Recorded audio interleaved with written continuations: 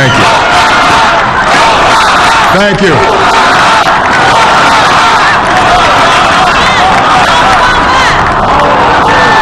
My fellow citizens, I stand here today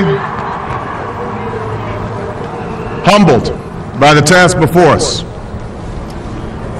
grateful for the trust you've bestowed, mindful of the sacrifices borne by our ancestors.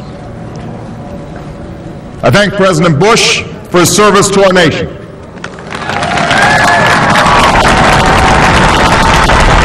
As well as the generosity and cooperation he has shown throughout this transition. 44 Americans have now taken the presidential oath. The words have been spoken during rising tides of prosperity and the still waters of peace. Yet, every so often, the oath is taken amidst gathering clouds and raging storms. At these moments, America has carried on not simply because of the skill or vision of those in high office, but because we, the people, have remained faithful to the ideals of our forebears and true to our founding documents. So it has been, so it must be with this generation of Americans. That we are in the midst of crisis is now well understood. Our nation is at war against a far-reaching network of violence and hatred. Our economy is badly weakened, a consequence of greed and irresponsibility on the part of some, but also our collective failure to make hard choices and prepare the nation for a new age. Homes have been lost, jobs shed, businesses shuttered. Our health care is too costly, our schools fail too many, and each day brings further evidence that the ways we use energy strengthen our adversaries and threaten our planet. These are the indicators of crisis, subject to data and statistics. Less measurable, but no less profound, is a sapping of confidence across our land. A nagging fear that America's decline is inevitable, that the next generation must lower its sights. Today, I say to you that the challenges we face are real. They are serious and they are many. They will not be met easily or in a short span of time. But know this, America, they will be met.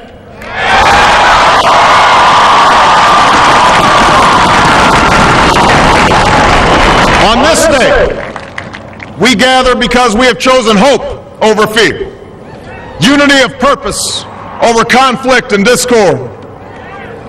On this day, we come to proclaim an end to the petty grievances and false promises, the recriminations and worn-out dogmas that for far too long have strangled our politics. We remain a young nation, but in the words of Scripture, the time has come to set aside childish things. The time has come to reaffirm our enduring spirit, to choose our better history, to carry forward that precious gift, that noble idea passed on from generation to generation, the God-given promise that all are equal, all are free, and all deserve a chance to pursue their full measure of happiness.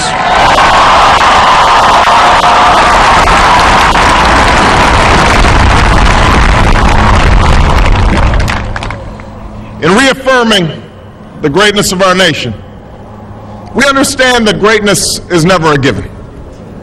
It must be earned. Our journey has never been one of shortcuts or settling for less. It has not been the path for the faint-hearted, for those who prefer leisure over work or seek only the pleasures of riches and fame. Rather, it has been the risk-takers, the doers, the makers of things, some celebrated, but more often men and women obscure in their labor, who have carried us up the long, rugged path towards prosperity and freedom. For us, they packed up their few worldly possessions and traveled across oceans in search of a new life. For us, they toiled in sweatshops and settled the West, endured the lash of the whip, and plowed the hard earth. For us, they fought and died in places like Concord and Gettysburg, Normandy and Quezon. Time and again, these men and women struggled and sacrificed and worked till their hands were raw so that we might live a better life. They saw America as bigger than the sum of our individual ambitions, greater than all the differences of birth or wealth or faction.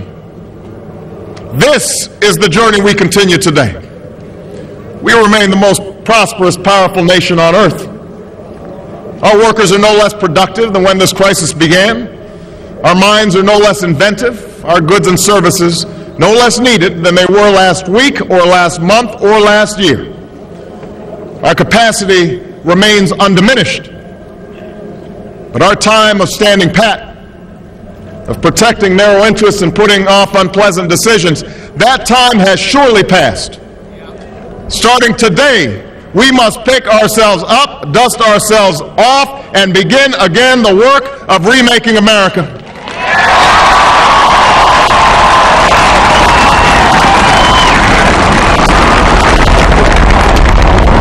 For everywhere we look, there is work to be done. The state of our economy calls for action, bold and swift, and we will act, not only to create new jobs, but to lay a new foundation for growth. We will build the roads and bridges, the electric grids and digital lines that feed our commerce and bind us together. We will restore science to its rightful place and wield technology's wonders to raise healthcare's quality and lower its cost. We will harness the sun and the winds and the soil to fuel our cars and run our factories, and we will transform our schools and colleges and universities to meet the demands of a new age. All this we can do. All this we will do. Now, there are some who question the scale of our ambitions, who suggest that our system cannot tolerate too many big plans. Their memories are short, for they have forgotten what this country has already done, what free men and women can achieve when imagination is joined to common purpose and necessity to courage.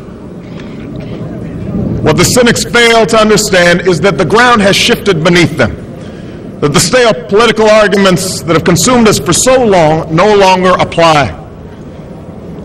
The question we ask today is not whether our government is too big or too small, but whether it works, whether it helps families find jobs at a decent wage, care they can afford, a retirement that is dignified. Where the answer is yes, we intend to move forward. Where the answer is no, programs will end. And those of us who manage the public's dollars will be held to account to spend wisely, reform bad habits, and do our business in the light of day, because only then can we restore the vital trust between a people and their government. Nor is the question before us whether the market is a force for good or ill. Its power to generate wealth and expand freedom is unmatched. But this crisis has reminded us that without a watchful eye, the market can spin out of control. The nation cannot prosper long when it favors only the prosperous. The success of our economy has always depended not just on the size of our gross domestic product, but on the reach of our prosperity, on the ability to extend opportunity to every willing heart, not out of charity, but because it is the surest route to our common good.